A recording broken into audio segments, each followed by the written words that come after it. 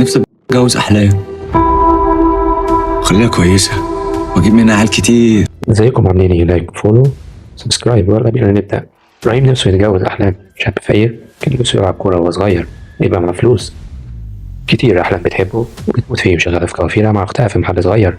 قال لها بعد الجواز تقعدي في البيت وأصرف عليكي 100 جنيه ب10,000.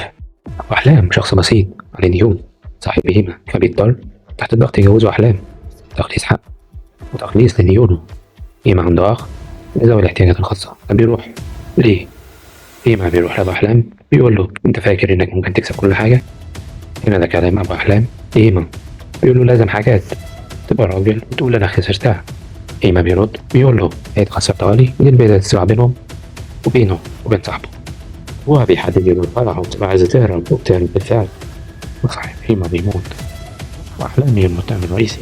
في ناس تانية من المتهم التاني عظيمة أبوها زهقان منه وكمان مش عاوز أخته يتجوز اللي بتحبه براجل غني هيتكفل بعلاجها كامل مقابل إنها تسيب هيما وتبقى معاه.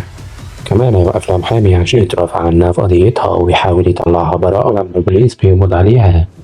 هيما بيقول لها الراجل الغني يستغرب إنه اختارها بالرغم إنه عارف إنها ممكن تموت أو إنها تتعدم. بعد كده هيما بيروح بيحاول يطلعها براءة إنه يثبت مين القاتل الحقيقي. والتحدي هنا هي حتى لو خرجت من السجن هتعيش قد إيه؟